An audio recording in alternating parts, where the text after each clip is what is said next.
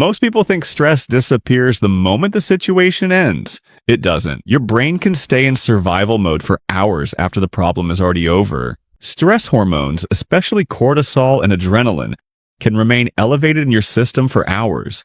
And when they stay elevated, your brain stays in survival mode. That's why many people feel restless at night, mentally exhausted during the day, and unable to fully relax even when nothing is wrong. But here's the interesting part. Your brain has specific regulatory switches that can bring stress hormones down surprisingly fast. Not in days, not in weeks, sometimes in hours. Here are 7 simple habits that signal safety to your nervous system and can help your body lower stress chemistry much faster. Slow, extended exhale breathing. Most people try to relax by taking deep breaths, but the real signal that lowers stress hormones is the exhale. When your exhale is longer than your inhale, you activate the parasympathetic nervous system, the part of your nervous system responsible for recovery and calm. A simple pattern works well. Inhale for 4 seconds. Exhale for 6 to 8 seconds. Just a few minutes of this breathing pattern can begin lowering cortisol and telling your brain that the threat has passed. It's one of the fastest biological off switches your body has. Step outside for natural light. Your brain constantly uses light to regulate hormones.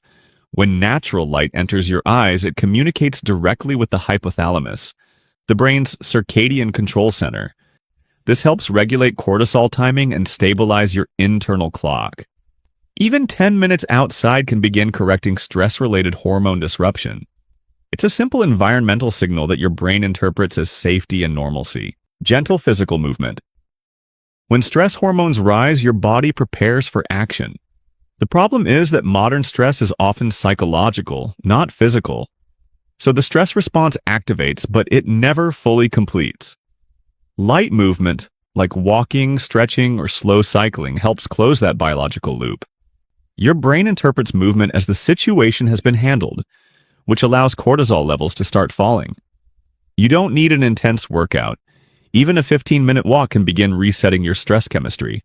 Reduce sensory overload. Your brain processes an enormous amount of sensory input every second. Notification, background noise, multiple screens. Constant stimulation keeps your nervous system slightly activated all day. Taking even a short break from that input, no notifications, quiet space, fewer screens, allows your brain to shift out of constant vigilance. This lowers baseline stress signaling and helps cortisol gradually decline. Sometimes calm is less about adding something and more about removing stimulation. Drink water. Stress hormones are closely tied to hydration status. Even mild dehydration can increase cortisol production because your body interprets dehydration as a potential survival threat. Hydrating helps stabilize blood volume and reduces the biological signals that keep stress hormones elevated.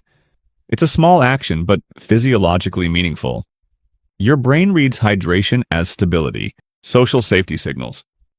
Humans are neurologically wired to regulate stress through connection, a calm conversation, eye contact, even hearing a trusted voice. These signals activate brain circuits associated with safety and belonging. When those circuits activate, cortisol levels tend to drop. This is why simply talking to someone you trust can make a stressful day feel significantly lighter. Your nervous system relaxes when it detects social safety. Change your physical environment. Your brain constantly scans your surroundings for signals of threat or safety. Cluttered, chaotic environments subtly increase cognitive load. Small environmental changes, opening a window, organizing your desk, adjusting lighting, can influence how your brain interprets the space you're in. A calmer environment often leads to a calmer nervous system, because your brain is always asking one quiet question. Am I safe enough to relax?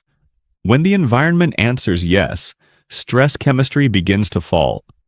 Stress is not just a mental experience, it's a biological state. And that state is heavily influenced by small signals your brain receives from your body, your environment, and your behavior. Your brain doesn't calm down just because the problem ended. It calms down when your body receives signals that you're safe. Which one of these habits will you try tonight?